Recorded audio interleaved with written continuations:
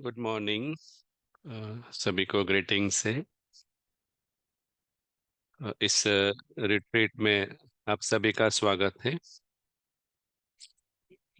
और जैसे कि ये जो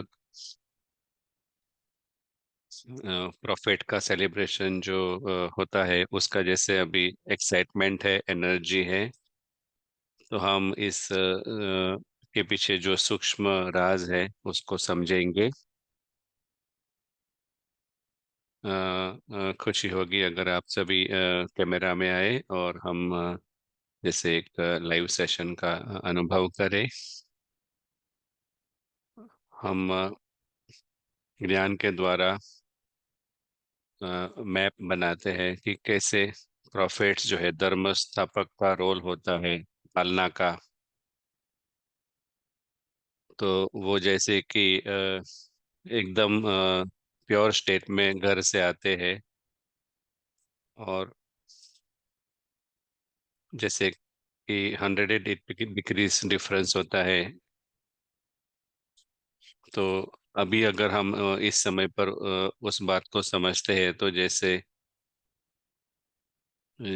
हम किस तरह से इस दिव्यता से दूर चले गए, और हर प्योर सोल में वो दिव्यता है और सबसे पहला संबंध है। तो ट्रांसलेशन ठीक होगा। तो प्रशांत भाई को हैंड ओवर कर रहे हैं अभी।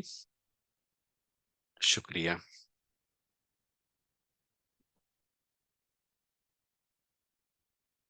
Good morning.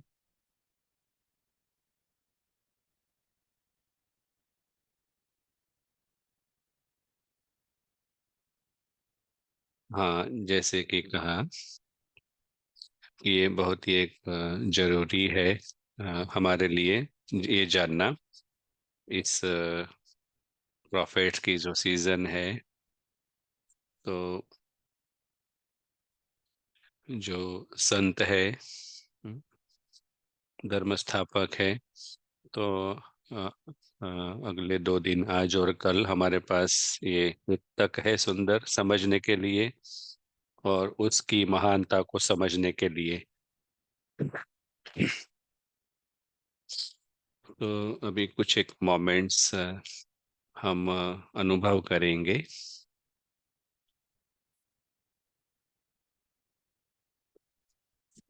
अभी हम आध्यात्मिक महानता का अनुभव करेंगे। तो जो प्रॉफिट्स है, धर्मस्थापक, संत और योगी,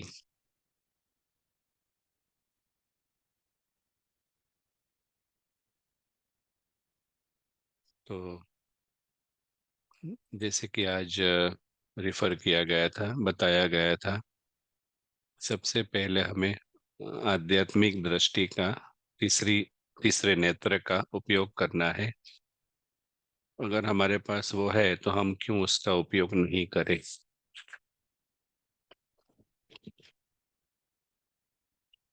और आप जवाब दे सकते हैं कि तीसरे नेत्र के साथ क्या होता है। अगर हम तीसरी आंख का नेत्र का उपयोग करते हैं तो क्या देखते हैं हम।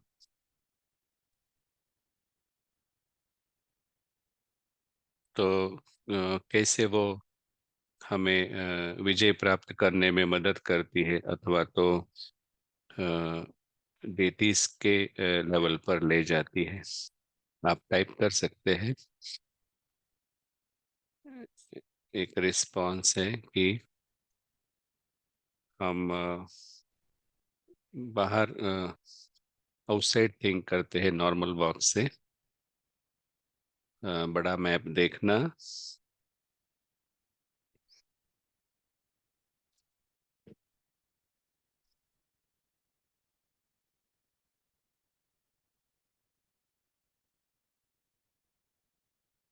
तीसरा ज्ञान का नेत्र, हम रमा के परे क्या है वो देख सकते हैं, सच्चे सेल्फ को देख सकते हैं। Very good, nice.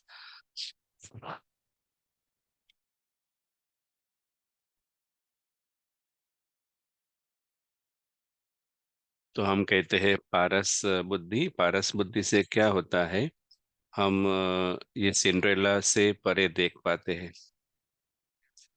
अगर मैं इस तीसरे नेत्र का उपयोग नहीं कर रहा हूं तो पूरा दिन रात हम सिंड्रेला में फंसे रहते हैं, ऐसे ही जैसे कि और कुछ है ही नहीं। और क्या होता है, जब आप इसमें फंस जाते हैं, स्टक हो जाते हैं, तो क्या पॉसिबल है बिना अटैचमेंट के हम रहेंगे? अगर हम तीसरे नेत्र का उपयोग नहीं कर रहे हैं, माना कि हम एक तरह से अंधे हैं, ब्लाइंड है, तो सबसे बड़ा महत्व का पहलू है, बात है जीवन की। और जब हम मूंज में होते हैं, अंधेरे में होते हैं, तो सिंड्रेला वर्ल्ड, जो सिंड्रेला दुनिया है, वो हमारी दुनिया हो जाती है। तो ऐसी परिस्थिति है। तो एक सेकंड में यहाँ पर खेल बदल जाता है, परिवर्तन हो जाता है। आप तीसरी आंख से, नेत्र से देख सकते हैं बड़ा नक्शा, बड़ा मैप। और आप अ, सत्य स्वरूप को देख सकते हैं खुद के।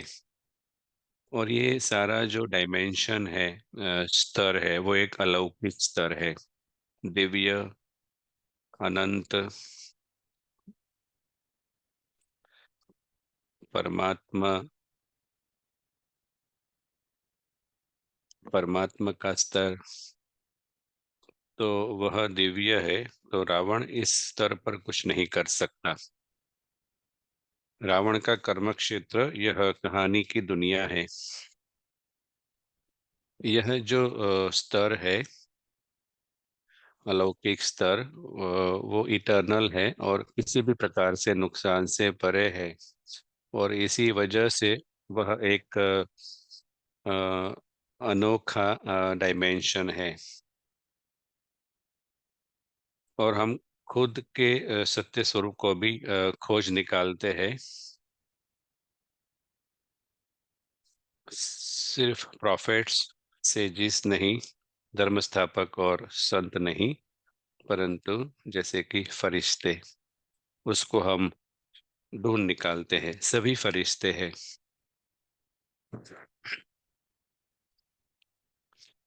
आप सभी डिवाइन है, दिव्य है, सभी परिवार, सभी परमात्मा के परिवार से है।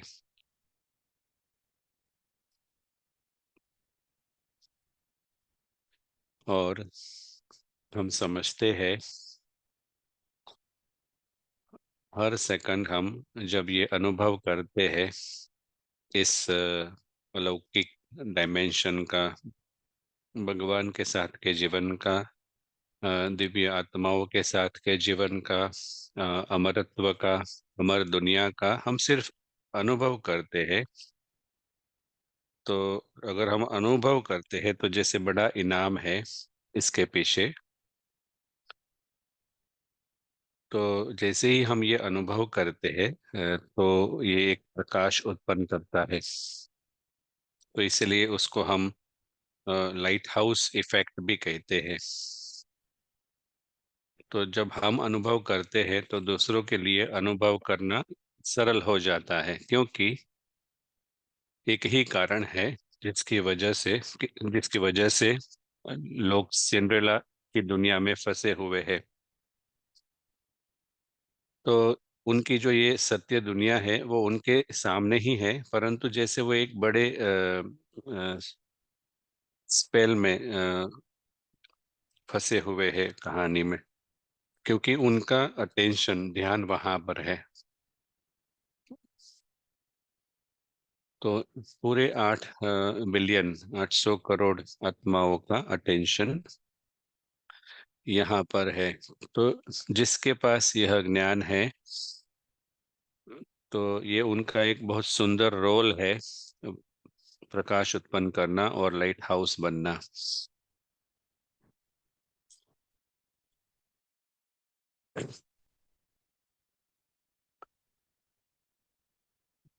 तो ये इस समय की जरूरियात है, नीड है, वास्तविकता है। जैसे ही हम हमारी आगे की यात्रा में आगे जाते हैं, तो हम ये बड़े विकल्प को, जो मेहनत मुक्त है, हमारा जो पुरुषार्थ है, वो इस दुनिया के प्यार, आनंद, दिव्यता, जो नुकसान से परे है, उसके अनुभव में रहना है। जैसे कि वो एक दिव्य उत्सव है। ये अदृश्य खिलाड़ी, उसे पता है उसकी जो उसका जो भाग्य है भगवान के साथ रहने का, तो वो कहानी से संपूर्ण मुक्ति का अनुभव करता है। और उसके ऊपर आप एक अच्छा कर्म भी कर रहे हैं।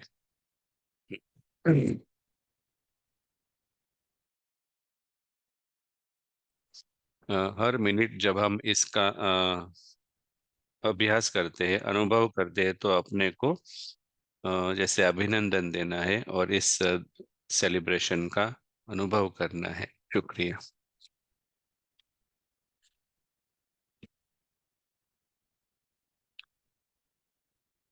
तो सभी को प्रोत्साहित किया जाता है कि आपको कुछ पूछना है, कुछ शेयर करना है, तो आप चैट में शेयर कर सकते हैं। और जैसे हर समय हम शुरुआत करते हैं इस व्हाइट बोर्ड से।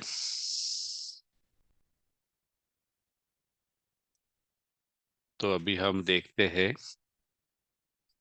हमारी यात्रा में हमारे साथ क्या हुआ है जब हम इस भौतिक दुनिया में यात्रा करने आए।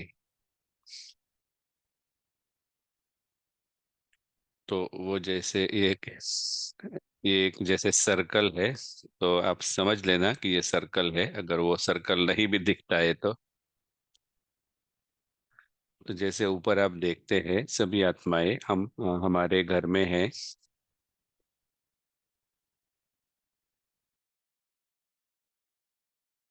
हर एक का जैसे कि वो अनंत घर है, इटर्नल घर है।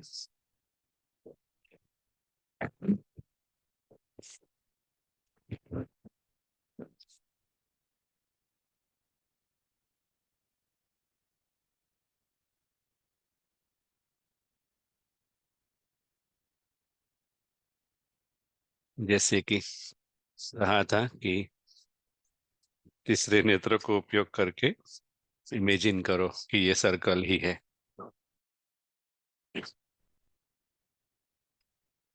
तो ये जो फरिश्ते आत्माएं हैं, वो इस दुनिया में आते हैं एक समय पर, और एक समय आता है जब उन्हें वापस जाना होता है अपने घर। तो ये आत्माओं का घर है। और ये एक्टर है, अपने घर में है, उस समय वो कोई भी प्रकार का पार्ट नहीं बजा रहे हैं, प्ले नहीं कर रहे हैं। तो जैसे कि हमें पता है कि जो शुरुआत है वो है देवताओं की दुनिया। तो तेज पर चैतन्य देवताएं थे। अभी हम देखते हैं कि लोग स्टेच्यूस, मूर्ति को पूजा करते हैं, मूर्ति की पूजा करते हैं, परंतु वहां पर चैतन्य थे। जैसे कि स्टेज के ऊपर देवी देवता के अलावा और कोई नहीं था। माना सोल कॉन्शियस सोल, आत्मिक स्थिति वाली आत्माएं। और वहां पर कुछ भी अशुभ नहीं है।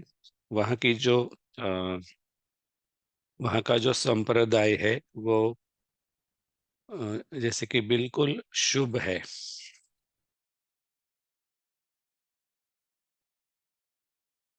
तो आप कल्पना कर सकते हैं कि वह दुनिया है जो एक अतीन्द्रिय सुख का अनुभव कराती है। वो हैप्पीनेस वहां पर सुवर्ण महलों की वजह से नहीं है, परंतु स्थिति की वजह से है।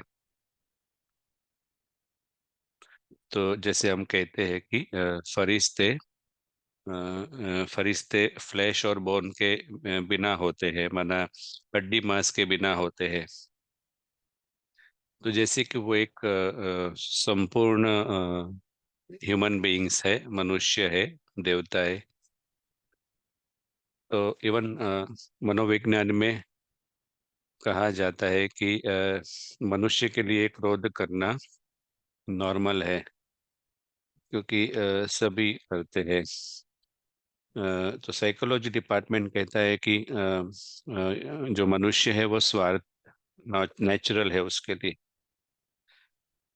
तो जैसे कि डॉक्टर जेकिल और मिस्टर हाइड,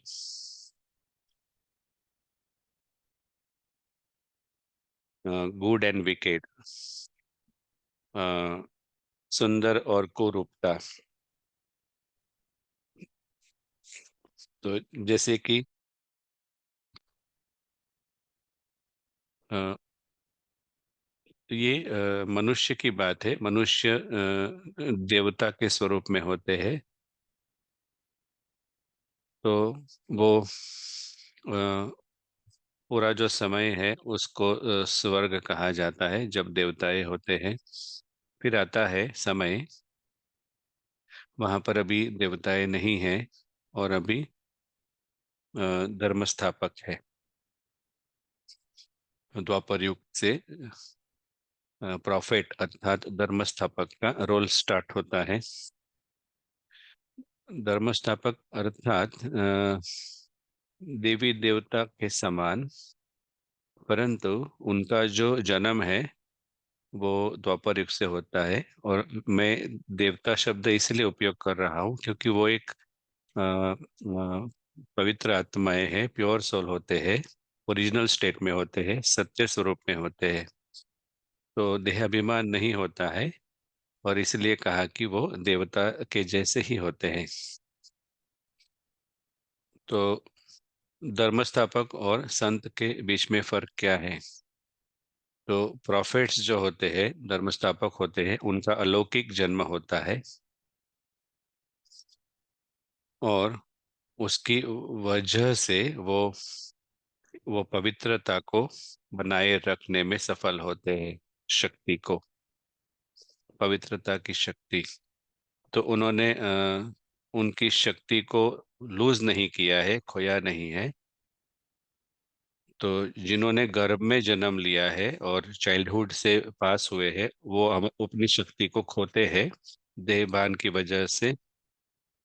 और वो प्रॉफिट्स जो होते हैं वो चाइल्डहुड फेस्ट बाईपास करते हैं, इसलिए वो शक्तिशाली होते हैं, और इसलिए वो वह पार्ट प्ले कर पाते हैं। और लोग उनके बारे में एक विशेष बात देखते हैं। वो नहीं कहते हैं कि मैं धर्म स्थापक हूँ, मैं भगवान का मैसेंजर हूँ, लोग कहते हैं। तो लोग रिकग्नाइज करते हैं, अनुभव करते हैं कि ये कुछ अलग है जब धर्म स्थापक आते हैं।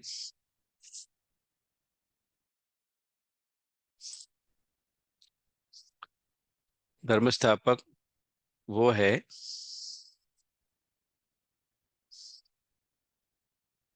तो वो आध्यात्मिक और जो मॉरल साइड है, उनका उनको एहसास होता है कि वो कौन सी साइड है। तो जैसे ही कोई अपनी दृष्टि खो देता है, तो वो जो सत्य है उसको अनुभव नहीं कर पाते।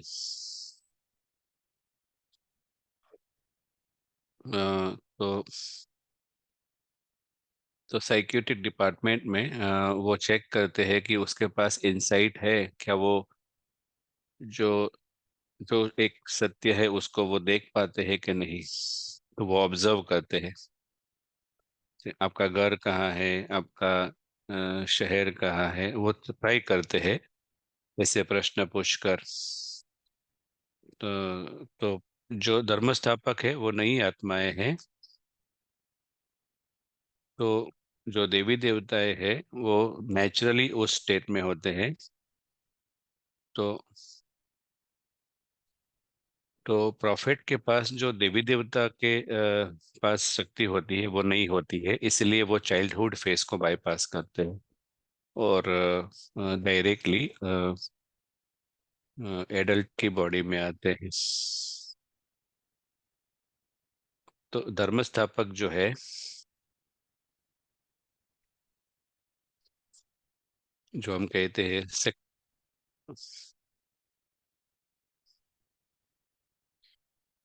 तो वो पहले ही आपको बता सकते हैं। वो भविष्य में भी देख के बता सकते हैं। तो थोड़े समय में वो जैसे सत्य हो जाता है, परंतु वो प्रॉफिट्स जो होते हैं वो आपको समय से पहले जैसे इशारा दे सकते हैं, वार्निंग दे सकते हैं। तो उन्हें कैसे देखा जाता है, क्योंकि वो भगवान के समीप होते हैं, तो वो भगवान का मैसेज लाते हैं, ऐसे लोग कहते हैं, मानते हैं।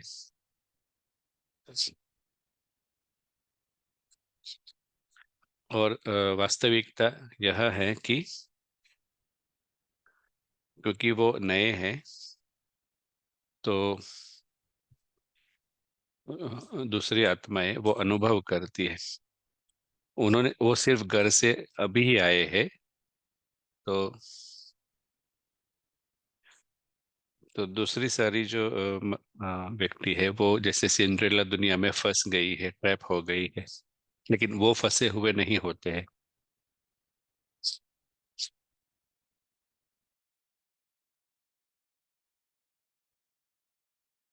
और एक महत्व की बात है कि अलग अलग देशों में, दुनिया में कि तो जैसे ही थोड़े समय के बाद एक धर्म बन जाता है। तो अ, संगम युग में भगवान का पार्ट है और द्वापर युग के बाद धर्म स्थापक का पार्ट होता है। उसमें क्या फर्क है? धर्म स्थापक आते हैं जैसे कि अब्राहम, बुद्ध, क्राइस्ट, मोहम्मद, गुरु नानक, ये सारे प्रॉफिट सोल से समय प्रति समय द्वापर युग के बाद आते जाते हैं। द्वापर युग के शुरू होने के बाद तो वो एडल्ट बॉडी में, माना पुख्त शरीर में आते हैं और अपना पार्ट रोल प्ले करते हैं, जैसे अरबिंदो। तो अगर आप अरबिंदो वगैरह की कहानी देखेंगे तो वो एडल्ट बॉडी में आए हैं, पुख्त शरीर में। तो ये जैसे कि एक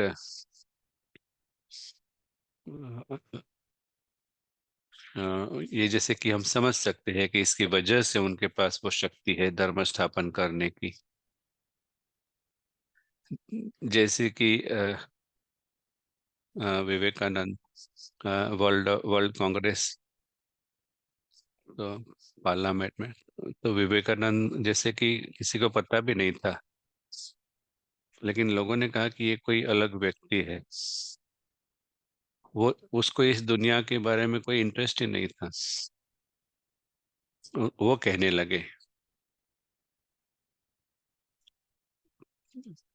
तो तो जब प्रॉफिट्स धर्म स्थापक आते हैं उस समय वही होता है, सब ऐसे अनुभव करते हैं, ये कुछ अलग है।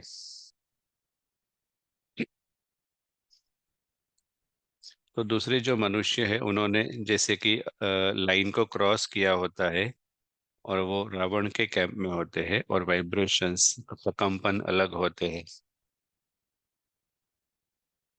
स्वार्थ, मतलब उनकी आकर्षण होती है कहानी की दुनिया में विकारों के प्रति। और जो धर्म स्थापक होते हैं वो उसकी आकर्षण नहीं होती है।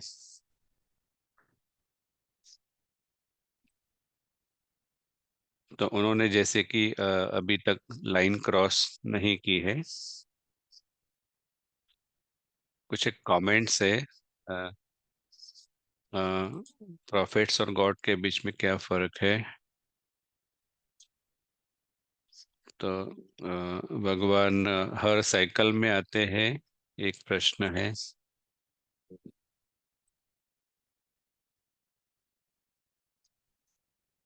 तो प्रॉफिट आत्माओं को प्योरीफाई नहीं करते हैं, परंतु वो उनकी ब्रांच की स्थापना करते हैं, धर्म की।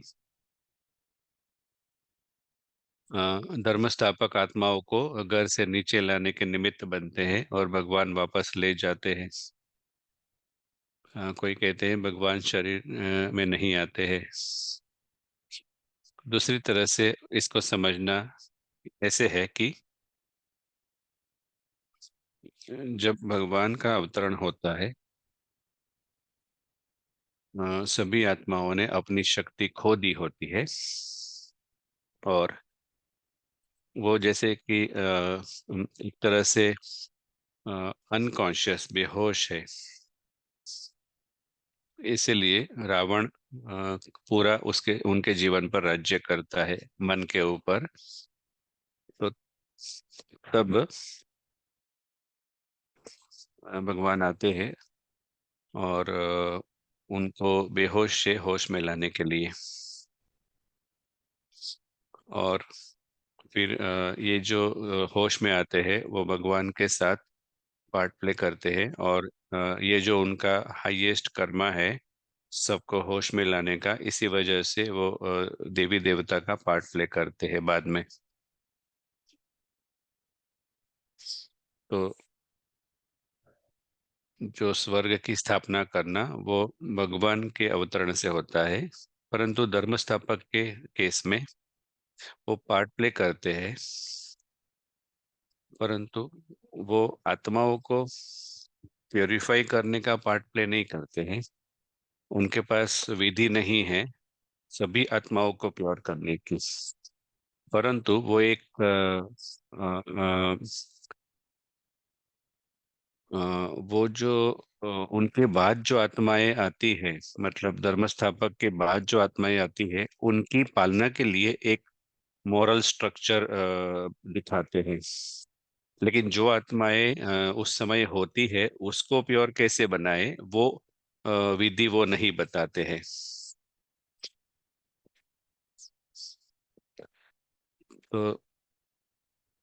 तो अगर आप डिटेल्स को देखेंगे, वो साइलेंस मेडिटेशन की बातें करते हैं। तो इवन रावण के बारे में भी वो कुछ बताते नहीं है। तो वो विधि उनको रावण से मुक्त नहीं करती है, परंतु वो जो गिरती कला में आत्माएं जा रही है, तो वो पवित्रता का कुछ स्ट्रक्चर बताते हैं। उसकी वजह से उनका जो गिरना है वो जैसे कि स्पीड कम हो जाती है, गति कम हो जाती है। और देवी देवताएं भी अपना पार्ट प्ले करते हैं, जैसे कि विष्णु। विष्णु भी ऐसे ही पालना का पार्ट करते प्लेट करते हैं, लक्ष्मी नारायण। तो वो भी एक तरह से जो गिरती कला है उसका जल्दी से फॉल ना हो, जल्दी से गिरती कला में ना आए, उसका वो ध्यान रखते हैं।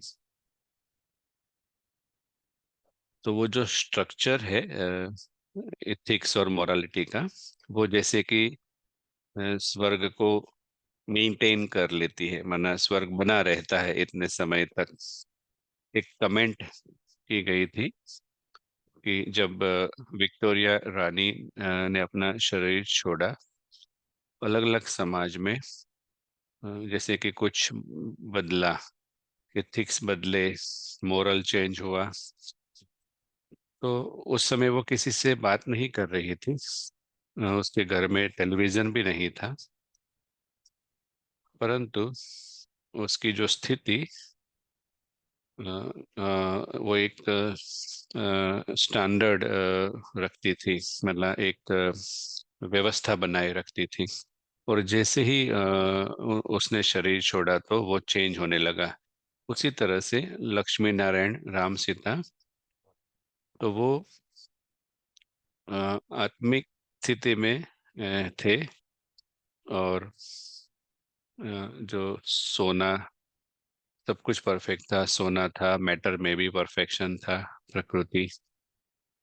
तो परंतु फिर भी वो प्रकृति के गुलाम नहीं थे। वो फिर भी सोल कॉन्शियस रहते थे, होश में रहते थे। तो वो डिटीज मना विष्णु के पाठ की वजह से वो पालना मिलती थी। तो उनके पास वो शक्ति है, प्रॉफिट्स के पास। कॉपर एज और आयरन आयरन एज माना कलयुग में पार्ट प्ले करने की प्रॉफिट्स के पास शक्ति होती है। नहीं तो जो ये चीजें हैं वो और जल्दी गिर जाती।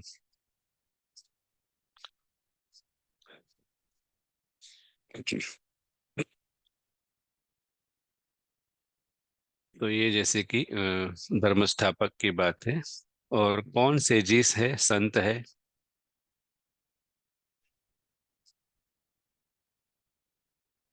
आपको कुछ बताना है, कौन संत है?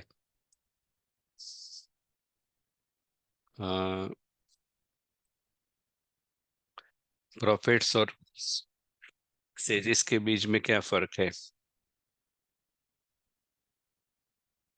तो फिजिकल बर्थ जो है वो एक मेजर डिफरेंस है।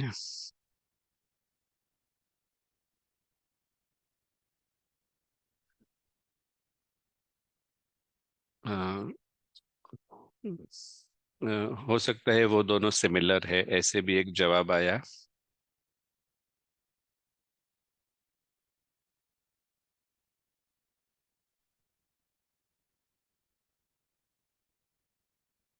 प्लेटो ने कहा एक बार कि जो फिलोसोफर्स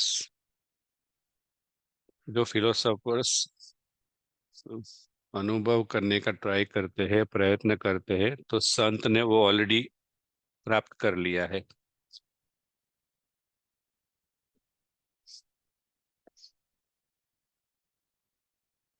तो संत जो होते हैं अ, उनको ऑलरेडी ये विजडम का अनुभव होता है। तो संत जो होते हैं वो ढूंढते नहीं है प्राप्ति के लिए। उन्हें जैसे प्राप्ति हो गई है, जो उन्हें चाहिए वो उनके पास है। इस परंतु वो अ, जैसे कि एक संतुष्टता का अनुभव होता है। हम सच्चे संत की बात करते हैं।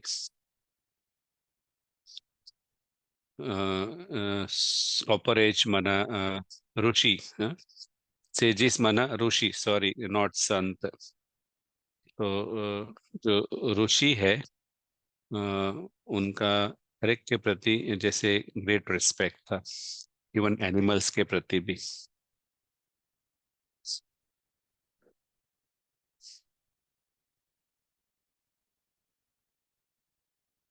तो वो एक आइडियल्स के आधार पर जीवन जीते हैं, और जो साधारणता है उसे क्रॉस करके पार जाते हैं। जो ऋषि है वो प्रकृति पति होते हैं, माना प्रकृति के गुलाम नहीं होते हैं।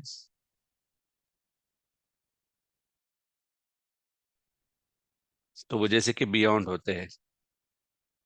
तो जैसे कि वो खाने के लिए नहीं जीते हैं, परंतु वो जीने के लिए खाते हैं। उनको अपने शरीर को सिर्फ जीवंत रखना है, उसके लिए जो चाहिए वो खाना खाते हैं। तो प्रकृति उन्हें कुछ जैसे ऑफर नहीं कर सकती, क्योंकि वो प्रकृति पति है, वो मालिक है प्रकृति के। तो उनके पास जैसे सिद्धि होती है, सिद्धि, उनके पास एक जादुई शक्तियाँ होती है। और जो हिस्ट्री है वो भूतकाल बताता है ये। तो ये सभी अ, ऋषि आत्माओं के लिए है जो प्रकृति के मालिक होते थे। तो प्रकृति जैसे वो मैजिक दिखाती है उनकी शक्ति के सामने। तो वो विजडम उनके पास थी। उनके पास अलग अलग शास्त्र थे। हम द्वापर युग से देखते आए हैं। तो उनके पास बहुत सारी जैसे एक समझ थी कि मन को कैसे काबू में रखे वगैरह। तो द्वापर युग और कलयुग में तो जैसे कि हमारे पास रेफरेंस है। तो एक समय देवी देवता, फिर प्रॉफिट्स, फिर सेजिस, और हर एक युग में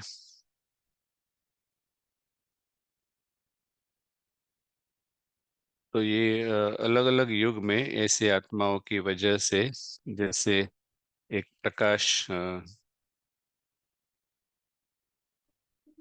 उत्पन्न किया जाता है। तो कोई बिलीव नहीं कर सकता। जैसे कि आइंस्टाइन फॉर एग्जांपल। तो वो जैसे कि वर्तमान समय के महात्मा है, वो भी नई आत्माएं हैं। तो ऐसी कुछ चीजें जो उन्होंने करके दिखाई वो सिर्फ नई आत्माएं कर सकती हैं।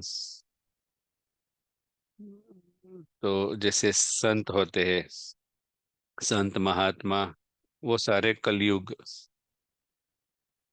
तो वो न प्रॉफिट से न ऋषि है। तो वो अलग अलग लेवल पे है। जैसे कि प्रॉफिट्स जो है वो अगले जीवन में अ, जैसे कि संत होते हैं। तो जैसे प्रॉफिट्स का पहला जन्म, दूसरा जन्म, तो वो उनमें वो स्पार्कल होता है, तो अलग अलग रीति से वो मैनिफेस्ट होता है, बाहर आता है। तो वो उस समय की जनरेशन की महानता है, वो छुप नहीं सकती।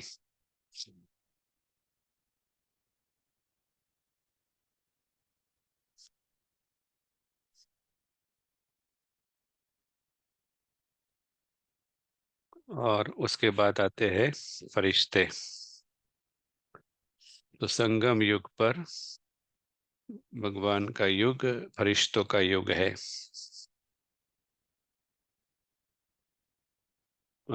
तो जो फरिश्ते का पार्ट है वो शरीर में नहीं है। महात्मा, संत, स्कॉलर्स, फिलोसोफर्स, उनका शरीर में पार्ट है।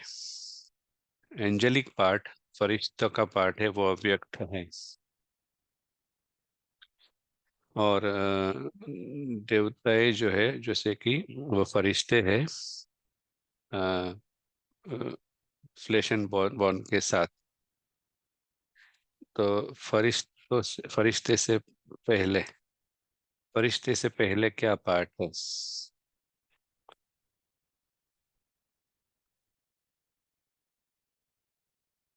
आपको कहना है, बताना है।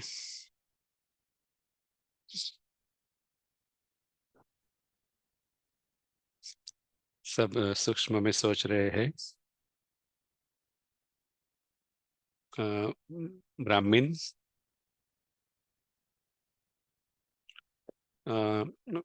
मैं सोच रहा था योगी शब्द। तो योगी और दूसरों के बीच में क्या फर्क है? योगी और संत, सॉरी सेजिस, ऋषि के बीच क्या फर्क है?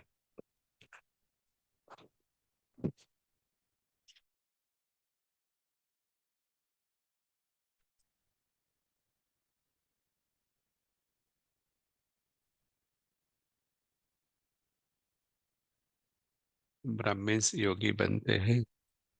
Yogis are yogis.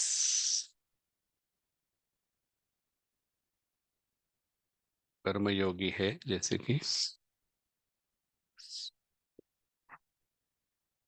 भगवान के साथ उनका संबंध होता है।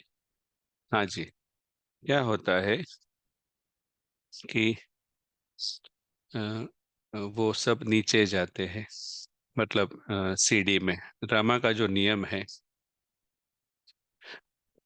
आत्माएं नहीं आती है, फिर अपनी शक्ति को खोती है, उसी जन्म में भी होता है। और फिर चक्र में वो आगे जाते हैं, तो शक्ति भी कम होती जाती है। तो वो फिर जो देवी देवताएं हैं, वो देवी देवता नहीं रहते, ऋषि ऋषि नहीं रहते। वो हो सकता है वो राजा का रोल प्ले करे आगे जाके, परंतु ऋषि नहीं रहते समय प्रति समय, क्योंकि वो अपनी पावर शक्ति खोते जाते हैं क्रमानुसार। लेकिन योगी जो है वो जैसे कि चढ़ती कला में है।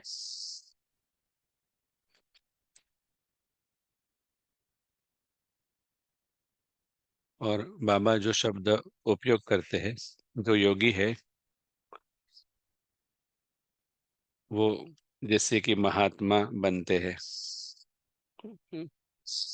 तो जिसको बाबा ऋषि नहीं लेकिन राज ऋषि कहते हैं, सच्चे प्रॉफिट्स को इंटरमीडिएट मैसेंजर कहा जाता है। परंतु योगी जो है वो सच्चे मैसेंजर्स है। जैसे सच में आप भगवान के साथ पार्ट प्ले कर रहे हैं। एक और प्रश्न है, योगी और जिसका योग है उसके दोनों में क्या डिफरेंस है? जिन्होंने ये प्रश्न पहले नहीं सुना है, वो पहले चांस लेते लेंगे जवाब देने में। योगी और जिसका योगा होता है उसमें क्या फर्क है?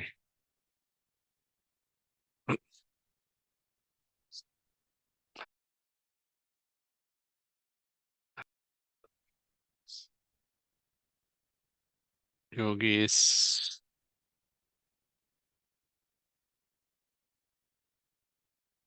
योगी मीन्स अनुभवी, योगा अर्थात अभी भी बन रहे हैं। अ, योगी अर्थात फ्लाइंग, उड़ती कला में। तो बाबा ने एक बार पूछा था ये प्रश्न, तो बाबा ने कहा योगी ऊपर रहता है और वो यहाँ आता है। वो परम धाम में रहता है और वो यहाँ आता है। उसे लगता है कि मैं यहाँ मेहमान हूँ। अ, हो सकता है वो यहाँ 100 साल है, लेकिन उसे पता है कि वह मेहमान है। उसके लिए स्वाभाविक होता। तो जिसका योगा होता है उसकी स्टार्टिंग पोजीशन यहाँ होती है, यहाँ से वो ऊपर जाता है और वो वहाँ वहाँ जाता है 1 घंटे के योगा के लिए। 1 घंटा खत्म हुआ, वो वापस नीचे आ जाता है। उसे लगता है कि वो यहाँ का है। तो ये में भी जरूरी स्टेप है शुरुआत के समय, परंतु वो जैसे कि वो डेस्टिनेशन नहीं है। आगे का स्टेप है योगी। कौन योगी हो सकता है? कौन योगी हो सकता है, कोई बताएगा?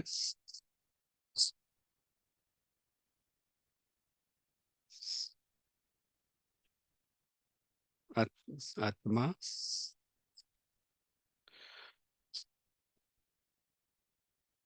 योगी जैसे छोटी सी टाइनी पॉइंट बिंदी है। मिस्टर हैरी जो है वो ड्रामा का पार्ट है, और सिंड्रेला पार्ट कभी योगी नहीं बनता।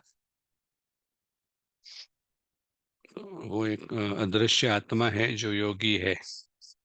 वो जब जागरूक है तो वो एक जरूरी पार्ट है। वो समझता है उसकी दुनिया अलग है, उसका परिवार अलग है। और सिर्फ वो यहाँ जैसे कि एक विजिट करता है सिंड्रेला दुनिया में, और वो योगी है। वो यहाँ पर जैसे कि विजिटर है, गेस्ट है। तो अभी हम कुछ एक मिनट्स अनुभव में करते हैं, उस योगी अनुभव में आते हैं। परंतु उससे पहले सेरा को कुछ ऐड करना है, कुछ कहना है, कमेंट्स, किसी को कुछ शेयर करना है? और कोई प्रश्न नहीं है? सब क्या जो प्रॉफिट्स है, जैसे जेसिस है, क्या वो अभी भी स्टेज पर है दुनिया की? सभी सभी प्रॉफिट्स अभी वर्ल्ड की स्टेज पर है।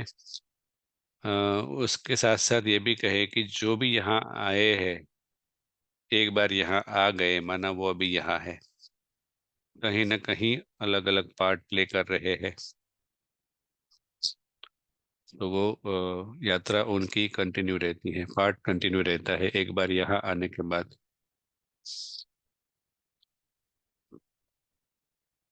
तो हो सकता है कि वो उसी ब्रांच में होंगे। तो वो सतो रजो तमो पार्ट में जाते हैं। तो अभी वो सेम पार्ट प्ले नहीं करते हैं। जैसे डेटी वेरियर बनते हैं, मर्चेंट, तो वो भी जैसे उस फेजिस में से गुजरते हैं। तो एक प्रश्न है,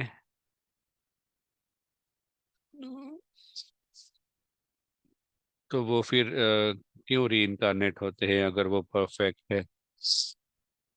तो क्या वो सूक्ष्म वतन से नहीं कर सकते वो कार्य? वो नीचे क्यों आते हैं?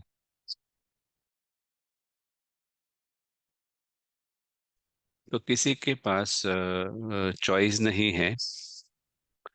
जैसे कि हमने देखा, देवी देवताओं के पास भी पसंदगी नहीं है। बहुत शक्तिशाली थे,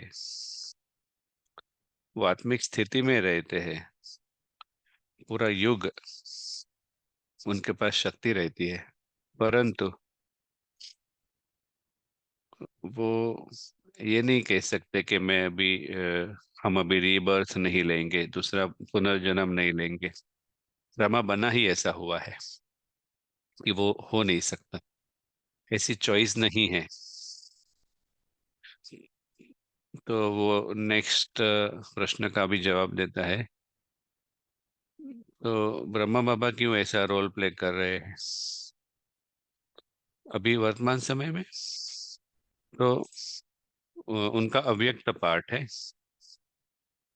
तो वो हर एक के लिए वो यात्रा है। हमें हमें सबको भौतिक दुनिया छोड़नी है एक समय पर। तो उसका जो पार्ट है,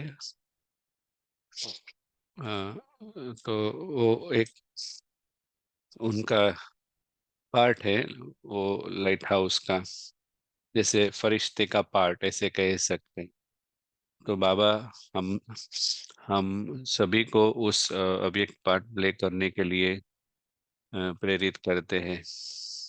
सतयुग में सुवर्ण दुनिया में, जो फिजिकल दुनिया, भौतिक दुनिया में पार्ट है।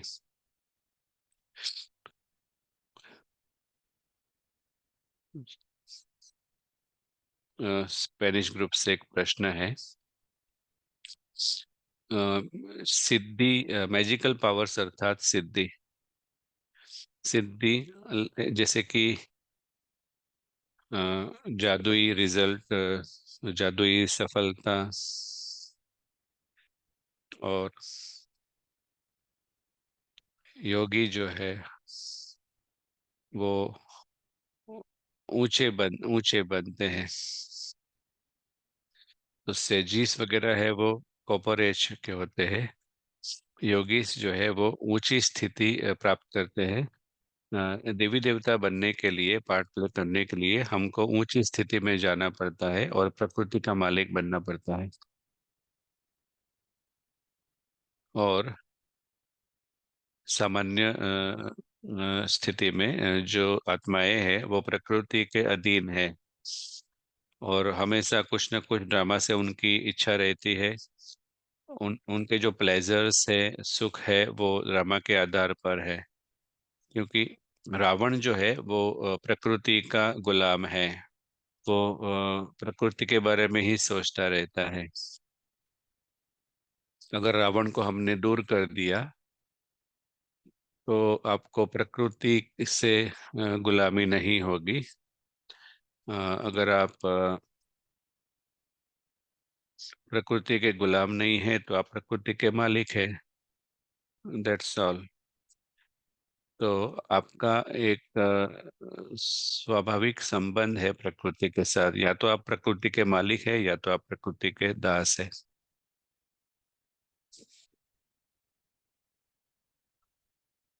शुक्रिया। आशा है कि वो आपको मदद किया। अ, जैसे कि आप कहते हैं कि प्रॉफिट्स एक्चुअली वो इंटरमीडियरी नहीं है। तो प्रॉफिट एक तरह से सो उनका कार्य है कि संदेश रिसीव करना और देना सबको। तो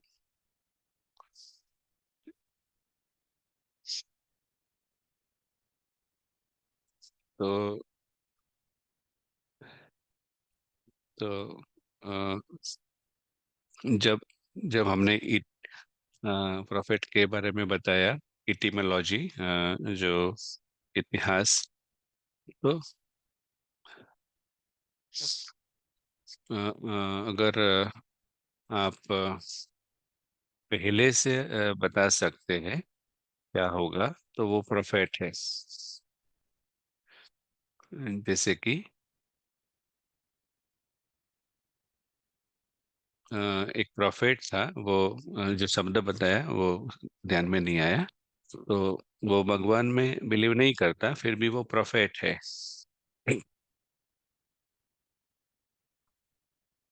तो उनके कुछ आइडियाज होते हैं, तो वो लोगों के ऊपर वो प्रोजेक्ट करते हैं।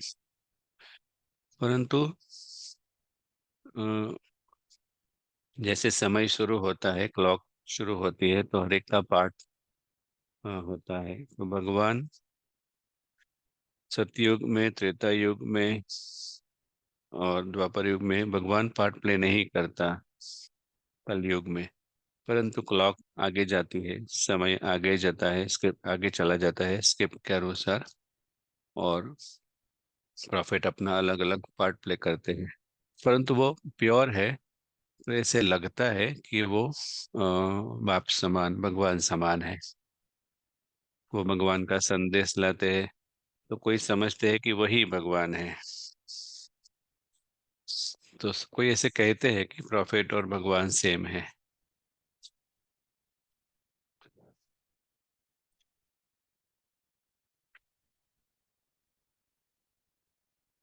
तो ये बहुत ही इंटरेस्टिंग था।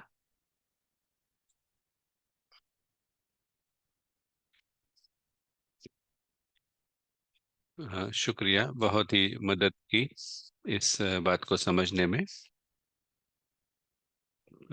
अभी हम अनुभव में आते हैं, अभ्यास करते हैं।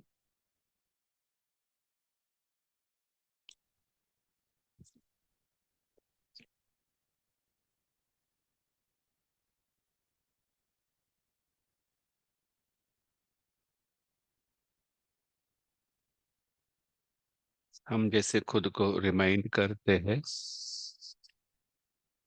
हमारी अनंत दुनिया जो है,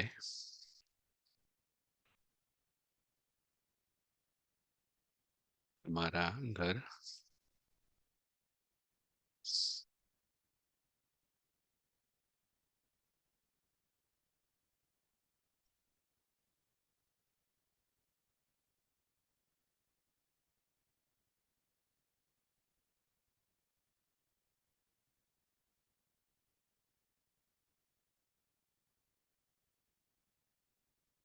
हम रिमाइंड कर रहे हैं कि क्या हुआ है ये अदृश्य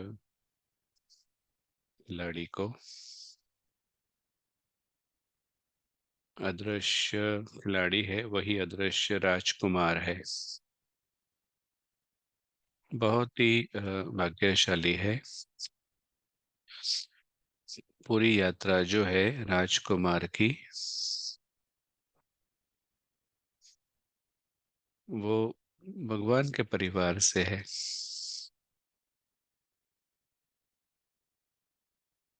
उनकी जो दुनिया है वो जैसे कि सतो है, एक यूनिक है, विशेष है।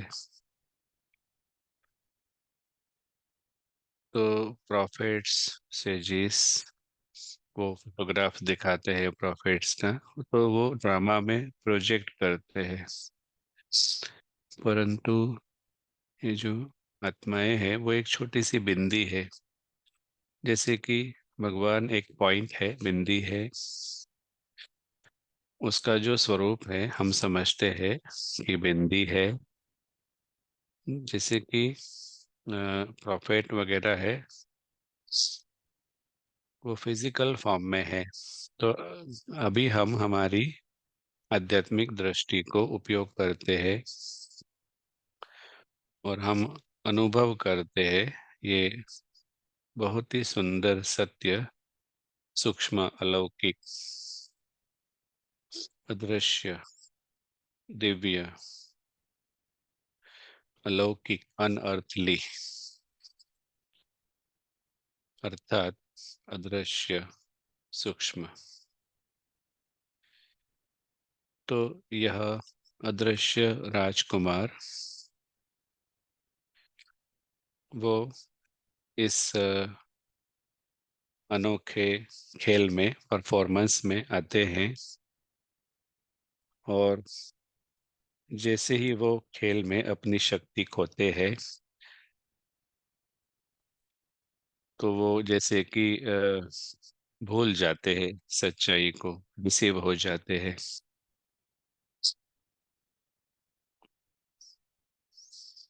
इवन बच्चे भी ड्रामा देखने जाते हैं तो ड्रामा को ड्रामा समझते हैं, और कभी कभी वो भी जैसे बेहोश हो जाते हैं, अनकॉन्शियस हो जाते हैं। उसी तरह से अदृश्य प्रिंस ये भौतिक दुनिया में आते हैं, परंतु धीरे धीरे वो इस तमाशे की वजह से डिसीव हो जाते हैं। मोह उत्पन्न होता है, बंधन उत्पन्न होता है। ये तब तक चालू रहता है जब तक वो बेहोश हो जाते हैं, पूरे बेहोश हो जाते हैं।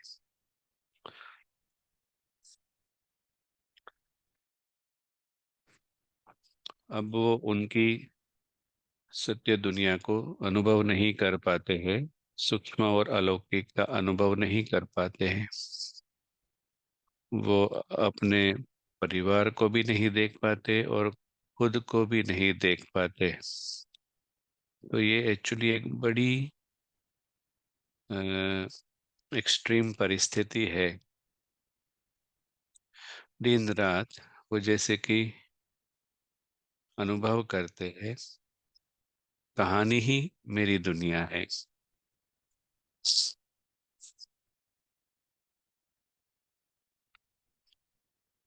और वो खुद को हैरी समझते हैं और वो कहानी में रहते हैं। सिंड्रेला की दुनिया उनकी दुनिया बन जाती है।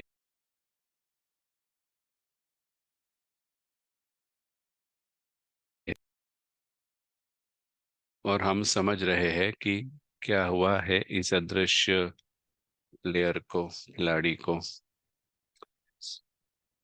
तो हमारा जो लक्ष्य है वो सिर्फ सिंड्रेला के जीवन को इम्प्रूव करना नहीं है, सिंड्रेला को पवित्र नहीं बनाना है। हमारा जो लक्ष्य है वो अदृश्य राजकुमार को होश में लाना है।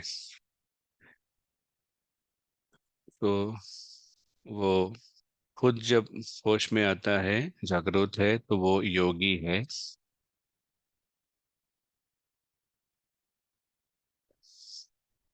और एक होता है जागरूक रहना और जागरूकता में आना, होश में आना। और दूसरा होश में रहना। जैसे आज मुरली में कहा, हम्म, संजीवनी जो है वो जैसे कि रिवाइव करती है। मन मना भव का ज्ञान,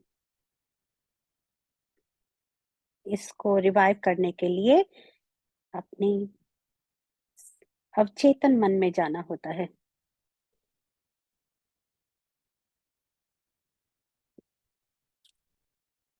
अगर इस बड़े नक्शे को देखें इस समय पर, इस सब को समझने के लिए, इस यात्रा को समझने के लिए हमारा पहला कदम ये होगा कि हम जागृत हों। यही हमारा पहला कदम है। हमारा अगला कदम,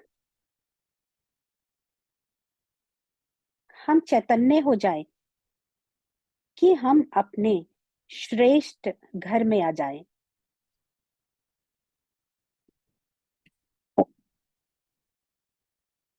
हमारे पास ध्यान में आने का एक कदम है, और यहाँ पर हम आ सकते हैं इस चेतनता में।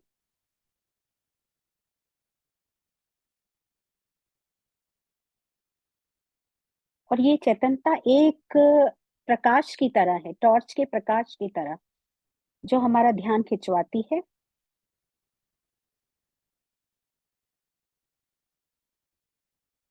इस कहानी की दुनिया से, इस कहानी की चीजों की तरफ, ये भूतकाल की तरफ, कि कल का जो था उसकी तरफ।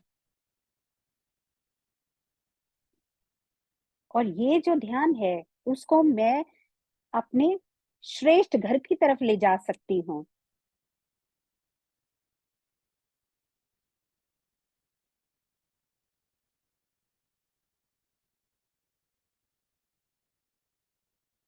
डुबो दें हम अपने आप को इस आकाश के आयाम में।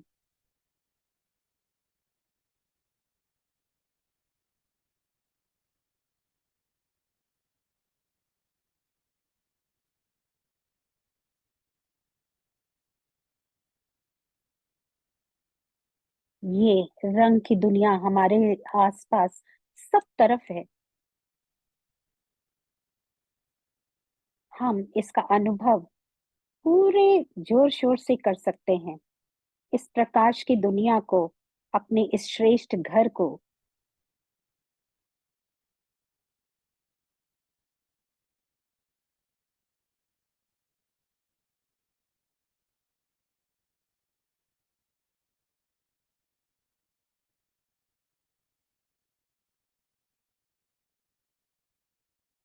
और हम ऐसे अनुभव को कभी जाने नहीं दे सकते। यहाँ माइंड, बुद्धि हमारे इस अनुभव को महसूस कर सकती है। हम इस प्रकाश को देख सकते हैं, महसूस कर सकते हैं लगातार।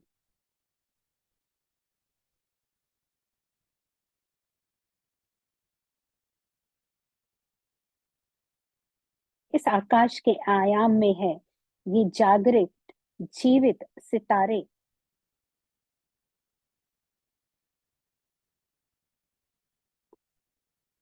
और यहाँ पर हम इस प्रकाश को, इस रंगों की दुनिया को अनुभव कर सकते हैं।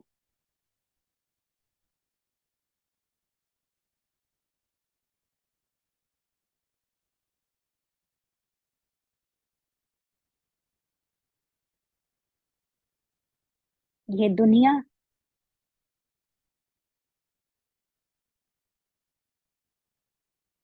इस दुनिया को हम महसूस कर सकते हैं।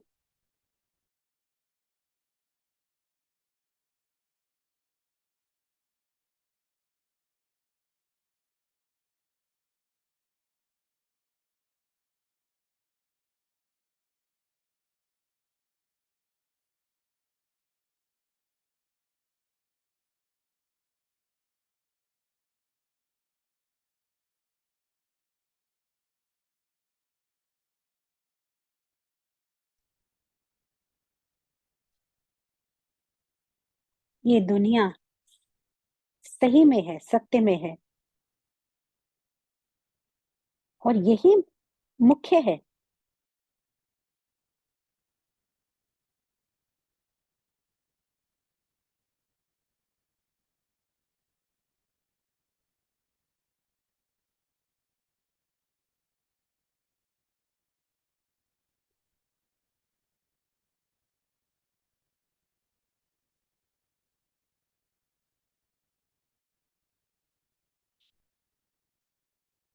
इस दुनिया की तरफ ध्यान एकदम उल्टा हो जाता है।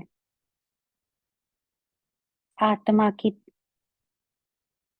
आत्मा के लिए, जहाँ की ये आत्मा इसे देखते हुए एकदम से चैतन्य हो जाती है।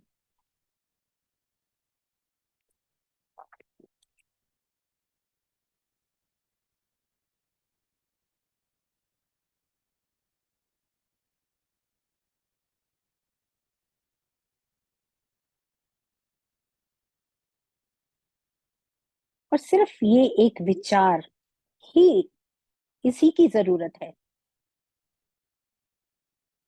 और यहाँ अपने आप को एक बिंदु समझना एकदम नॉर्मल है। और यही है वो अदृश्य यात्री, ये एक छोटा सा बिंदु, उसके लिए ये अमर होना एकदम साधारण है।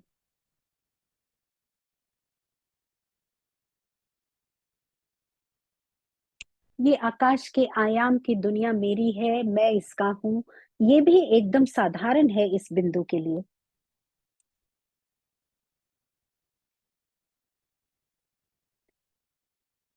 इस कहानी की दुनिया से सदा स्वतंत्र रहना, ये भी उसके लिए साधारण है।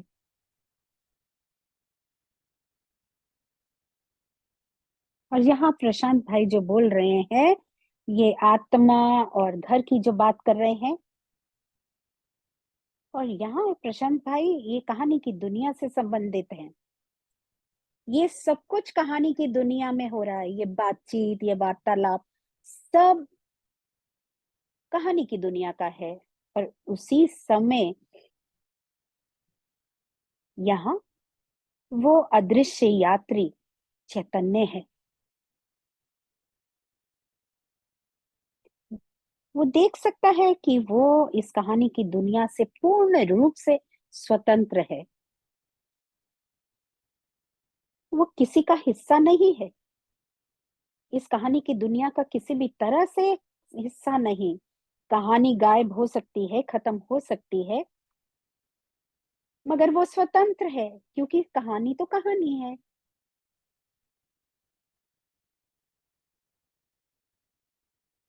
अदृश्य या खिलाड़ी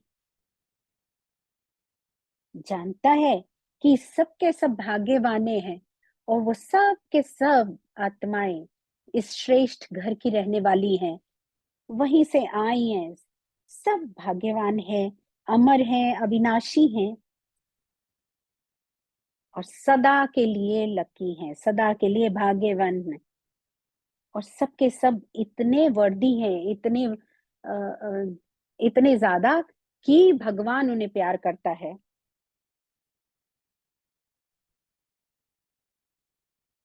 और ये भी जानते हैं कि सबके सब बिंदु हैं।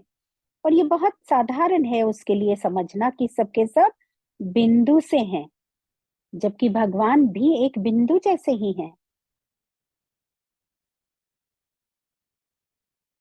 यहाँ सब सतो हैं, सब अलौकिक हैं, सब दिव्य हैं, सब अमर हैं, क्योंकि ये दुनिया ही अलौकिक है, दुनिया ही सतो है। हर मिनट हम इसे अनुभव करते हैं, ये हम अपने लिए इसको अनुभव कर सकते हैं, और बार बार इसे अनुभव कर सकते हैं। ऐसे जैसे कि हम एक रास्ता बना रहे हैं औरों के लिए भी, ताकि वो भी इसे अनुभव कर सके।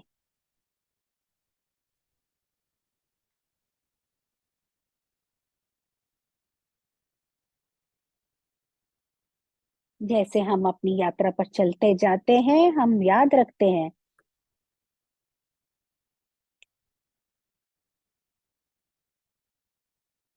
अपने सुंदर सत्य को।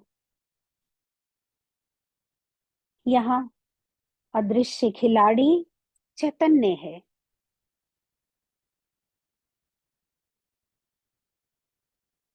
वही इस दुनिया को देख रहा है, और वो आत्मा के प्रोस्पेक्टिव से इसको देख रहा है। इस ड्रामा की दुनिया से वे दूर। हम सदा आत्मा आत्मा नहीं कहते रहते, मगर इस सोल के पर्सपेक्टिव संभावना से दूर। हम इस रोल, इस देह, इन सब से दूर आत्मा की संभावना से इसे देखते हैं, इस कहानी को देखते हैं। यहाँ की आत्मा इस कहानी में ये पार्ट प्ले कर रही है, मगर इस पार्ट से दूर है, इस रोल से दूर है, डिटैच्ड है, क्योंकि वो जानती है कि उसका उसका संसार स्वतंत्र है इस कहानी की दुनिया से।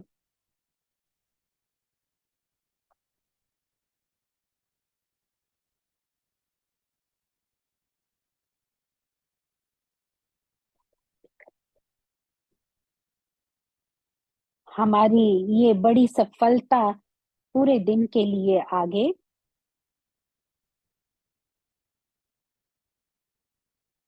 हमें जागृत करती है कि हम सदा चैतन्य रहे।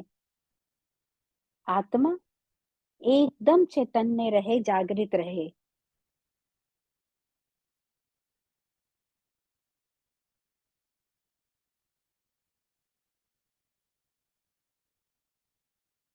साधक साधक की एक ये उसके अंदर ये प्रॉपर्टी होती है कि वो साधना करे,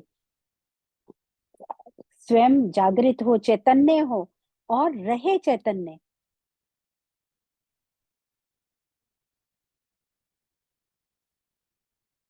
अदृश्य खिलाड़ी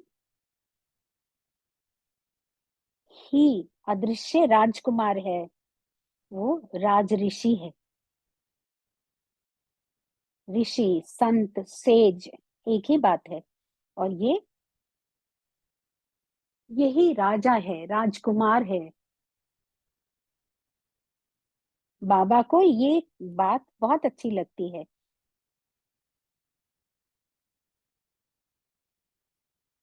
अगर देह के हिसाब से समझे तो ये आत्मा के चैतन्य होने की बात नहीं, मगर हमें आत्मा के रूप में जागृत जागृत रहना है, चैतन्य रहना है। जो इस कहानी की दुनिया से, इस ड्रामा से डिटैच रहकर योगी है, साधक है, वही राज ऋषि है।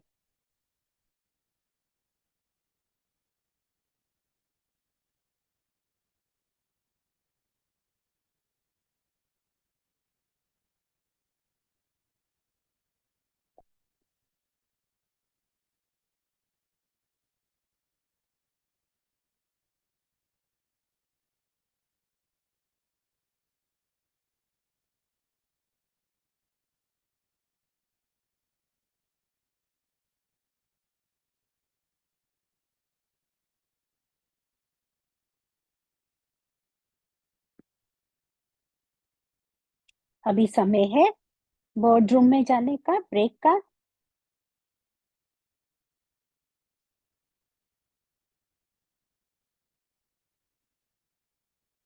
जैसे कि अभी शेयर किया गया कि हम इस कहानी की दुनिया से डिटैच्ड हैं, ये अच्छा लगा। आप कोई प्रशांत भाई क्वेश्चन देना चाहेंगे बोर्ड रूम के लिए, जो कि डिस्कशन के लिए हो?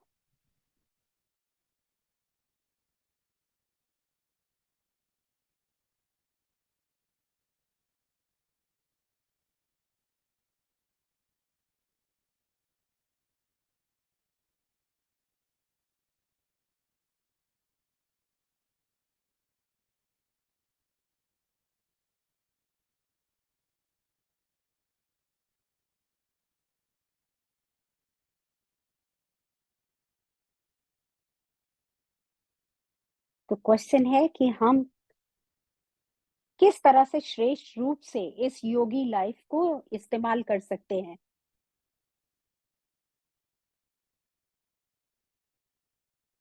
आप अगर किसी भाषा की परेशानी की वजह से या किसी वजह से किसी दूसरे बोर्ड रूम में जाना चाहते हैं तो बताएं, ज्वाइन करें।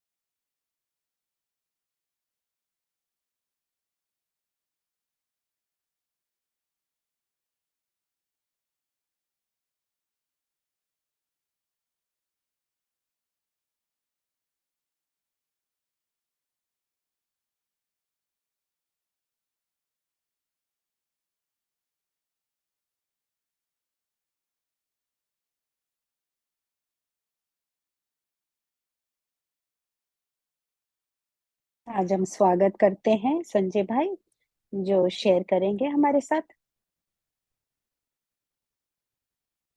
अपने अनुभव और जो उन्होंने इस ज्ञान से समझा।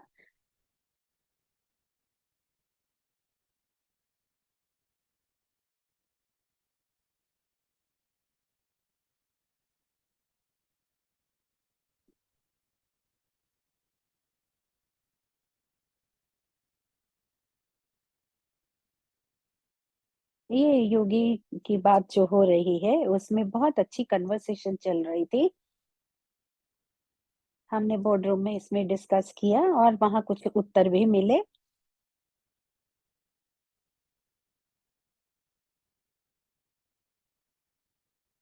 ये समझ में आया कि हम कितने भाग्यशाली हैं और हमें इसको कितना धन्यवाद करना चाहिए कि हमारे पास ये ऑप्शन है कि हम देख पाए कि ये प्रकाश है, ज्ञान का प्रकाश है, जो हमको उस नए घर, उस उस अपने घर में ले जाता है।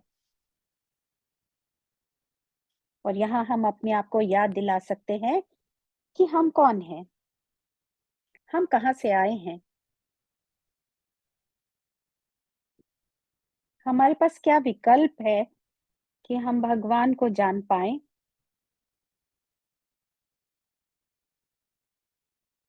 और वो क्या करते हैं और उसी तरह का काम हम भी कर सकते हैं, ये विकल्प हमारे पास है। और ये जिसने ये पूरी तरह से समझ लिया वही सही रास्ता चुन पाते हैं।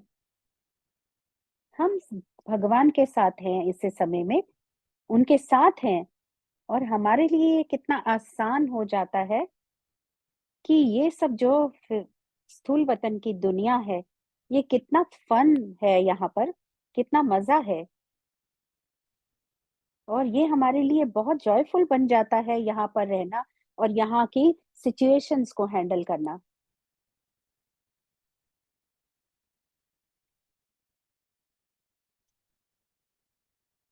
हमारे सब आत्मा भाई, सब राजकुमार हैं, वो भी सब कितने भाग्यशाली हैं।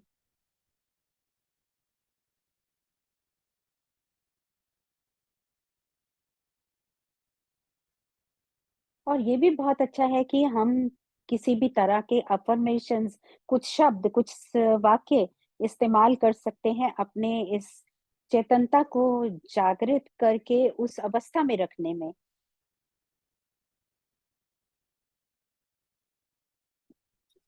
उन शब्दों को हम बार बार जब रिपीट करते रहते हैं, दोहराते रहते हैं, तो ये हमारी नेचर ही बन जाती है, जो कि हमारी असली नेचर भी है। हमें अपने आप को वो शब्द याद दिलाते रहना है। धन्यवाद है आपका, जिन्होंने भी शेयर किया मेरे साथ। ओम शांति। थैंक यू संजय भाई।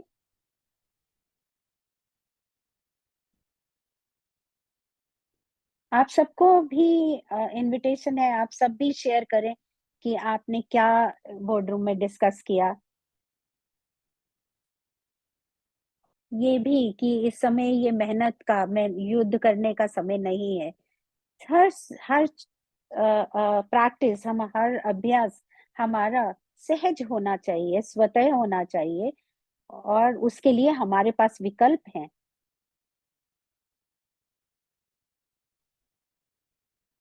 जैसे कि आपने कहा कि श्रेष्ठतम तरीका है अपने आप को बिंदु समझें, बिंदु को जाने, बिंदु को पहचाने और बिंदु के साथ रहें। जैसे कि हम समझते हैं कि लक्ष्मी नारायण है और उनका कंबाइंड रूप जैसे कि विष्णु है, वो कैसे बने ये? यही बिंदु रूप की स्थिति में रह के, बाबा को समझ के, बाबा के ज्ञान को पाकर।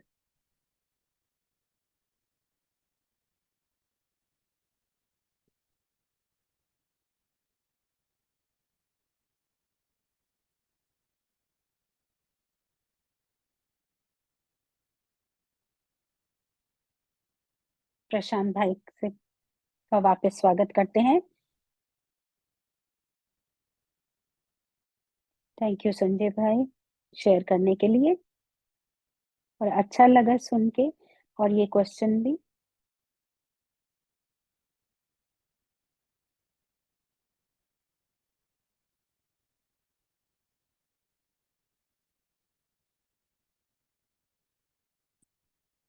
आप किन अभ्यास के लिए कहेंगे जिससे कि हम अपने आप को उस चेतनता में रखें,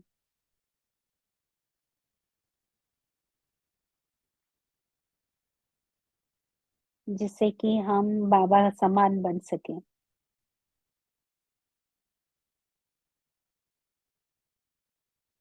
जो अभी शेयर की गई हैं अभ्यास, वही एक्चुअली हैं इसके लिए। फिर भी प्रशांत भाई कहते हैं यस, ऐसा ही होना चाहिए।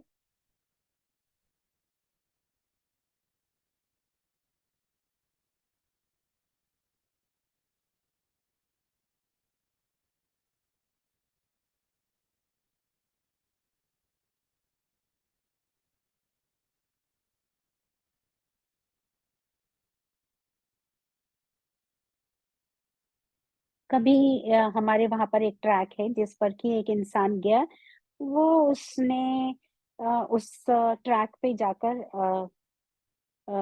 देखा, और उसके लिए अगली बार के लिए वो पाथ जो है इजी हो गया। वही दूसरे लोगों के लिए भी एक नया पाथ उनके सामने आया।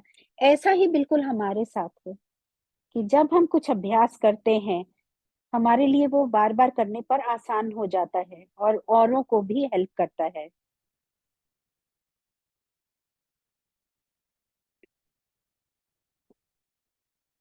ईगो जो है बार बार आत्मा आत्मा शब्द इस्तेमाल करती है, उसके लिए इसमें इसमें कुछ मुश्किल नहीं है। मगर आत्मा के लिए इसको अलग रखना, मिक्सिंग अप ना करना जैसे कि ईगो करती है, वही हमारा पुरुषार्थ है, वही हमारा बार-बार करने का अभ्यास है कि आत्मा आत्मा में अपने सत्य स्वरूप में रहे। उसके लिए उसे कॉशन रखना है, ध्यान रखना है, स्वतंत्र रहना कहानी की दुनिया से। हमने जो अलग-अलग अभी कदम की लिए, वो सब हमको बार-बार करने हैं। उसके लिए 1-1 मिनट के हमको ध्यान करने हैं। उसको 1 मिनट क्वालिटी टाइम ज यानी कि इस स्थूल दुनिया से, इस देह और देह की बातों से दूर रख के सिर्फ़ आत्मा के भान में रहकर, आत्मा के सत्य स्वरूप में रहकर ये प्रैक्टिस करना है।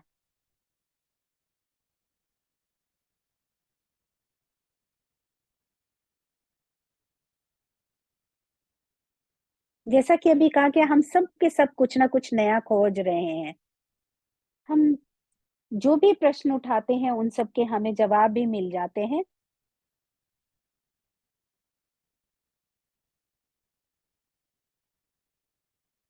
ये जो डिस्कशन यहाँ चल रही है, हमको तरह-तरह के विचार देती है, ताकि हम अपने आप को परिवर्तन कर सकें और दूसरों को भी हम इसमें हेल्प कर सकें।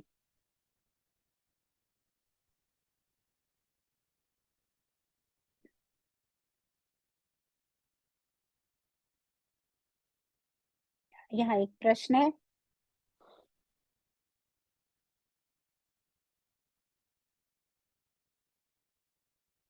क्या आप सेजेस और सेंट्स के का डिफरेंस बता पाएँगे? इसके बारे में कुछ बताएँ? तो प्रशांत भाई कह रहे, ये दोनों अलग-अलग शब्द हैं।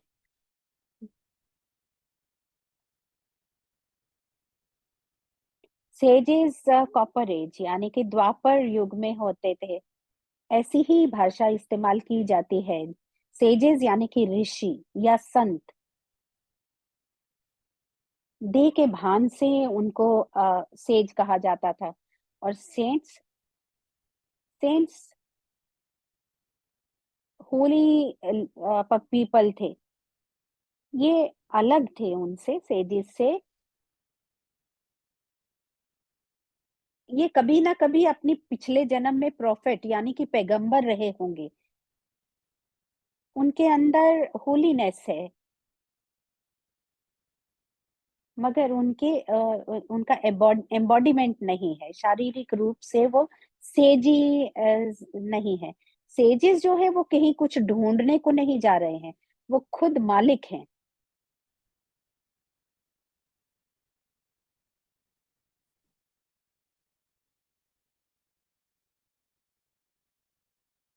और जो सेंट्स जो हैं वो कुछ ना कुछ ढूँढ रहे हैं, कुछ ना कुछ अ अ, स उनको कुछ ना कुछ खोजना है।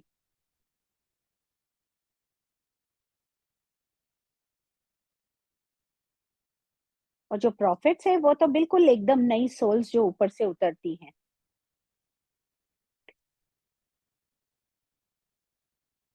और ये जो योगीज़ हैं वो स्टूडेंट्स हैं। उनका जो शुरुआत की आसन है वो बिल्कुल एकदम अलग है योगीज़ का, जैसे कि हम इस शब्द को इस्तेमाल करते हैं। धन्यवाद।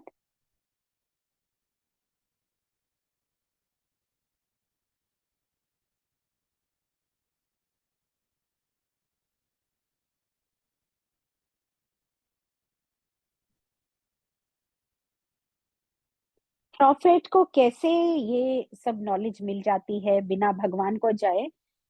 कभी ना कभी प्रशांत भाई कह रहे हैं कि अपनी पहली जन्म में उनकी अवस्था ऐसी होती है, भगवान के इन्कार्नेशन अवतरण से पहले वो ओल्ड वर्ल्ड से, पुरानी दुनिया से संबंधित होता है। जब हर हर कोई बिल्कुल डार्कनेस की दुनिया में है, सबके सब बेहोश हैं, जो कि इस स्थूल वतन की दुनिया में डूबे हुए हैं। ये सोल्स की स्टार्टिंग पोजीशन है।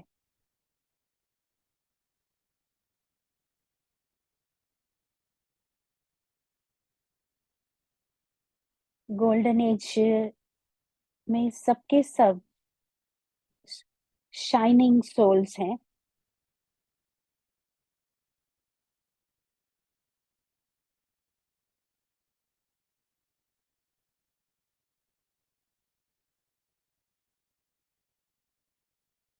कॉन्फ्लुएंस एज या संगम युग वो है जो कि गोल्डन और सिल्वर एज के लिए सोल्स जहाँ प्रिपेयर हो रही हैं, शाइनिंग सोल्स बन रही हैं।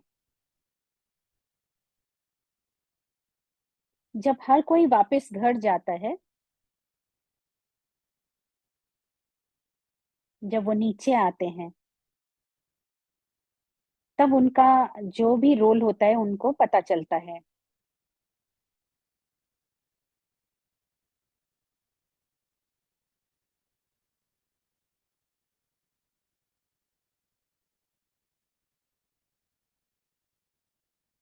पैगंबर का अनुभव क्या होता है?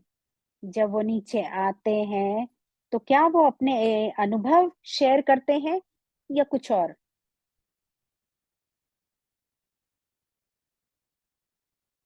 क्या आप इसको डिटेल में बताना चाहेंगे?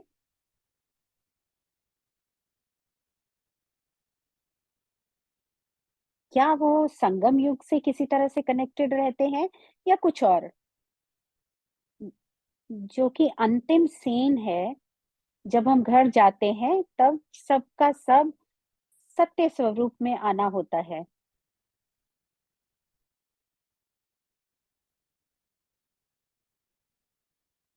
जो कोई भी घर वापस जाता है, जैसे कि सबके सब जाते हैं, ये अंतिम सिन सत्य का है।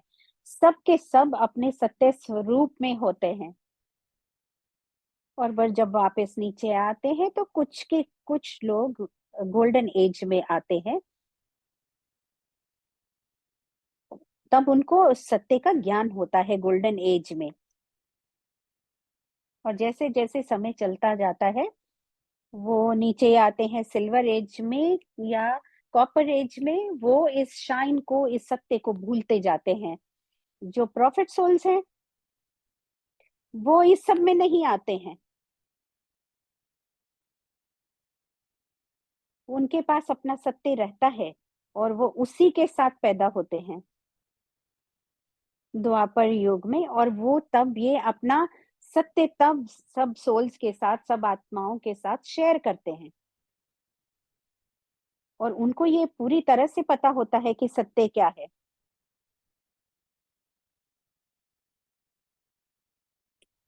अगर आप बच्चों के साथ बात कर रहे हैं कि कैसे किसी बात को सॉल्व करना है, वो कंफ्यूजन में है, तो ऐसे समय में आप बड़े हैं तो आप उसको सॉल्व करते हैं। इसी तरह से प्रॉफिट सोल्स जो पैगंबर हैं, वो सत्य के साथ नीचे आते हैं और वो ये सत्य जो आत्माएँ भूल चुकी हैं अपने सत्य को, उनके साथ वो शेयर करते हैं।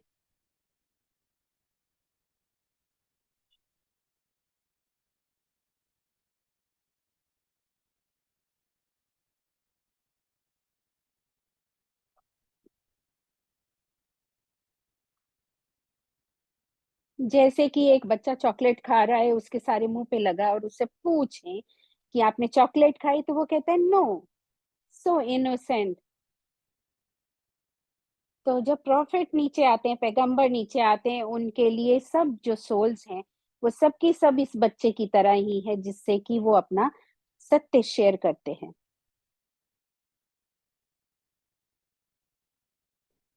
सब एक बच्चे की तरह।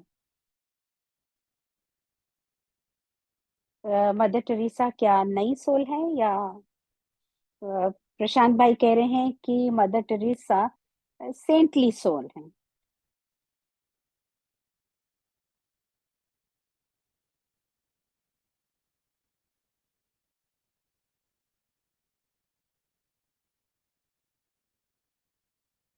प्रॉफिट सोल नहीं है।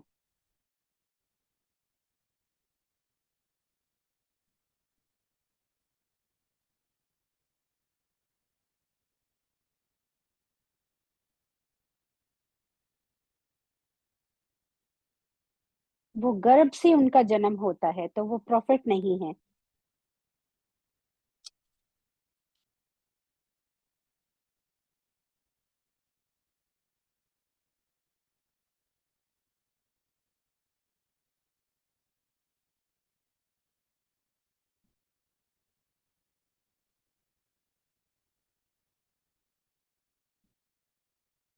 जब हम सारे के सारे युगों की बात करते हैं, उनको समझते हैं, तो हम पूरे नक्शे को देख पाते हैं, तो हमें सत्य का समझ में आता है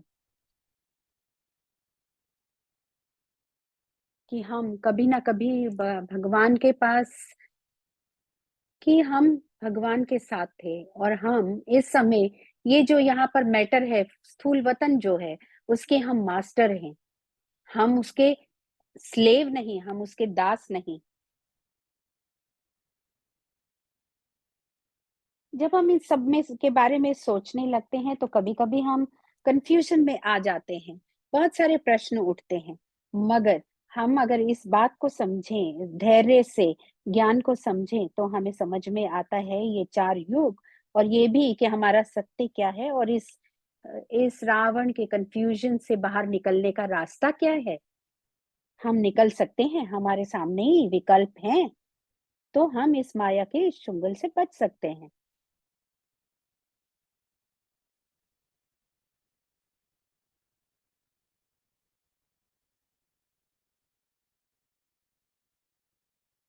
ये जो अदृश्य खिलाड़ी है, वो इस स्थूल वतन से एकदम फ्री है, स्वतंत्र है, और ये एक बहुत बड़ा सीक्रेट है। और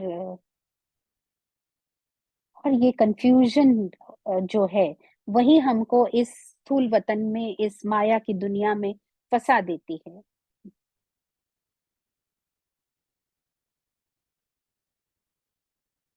ये जो अदृश्य खिलाड़ी है, ये समझे अगर अपने सत्य को, तो वो इन सब से दूर है, और उसके बाद ही सब तरह के अनुभव महसूस होने लगते हैं। तो कल फिर हम दोबारा मिलेंगे।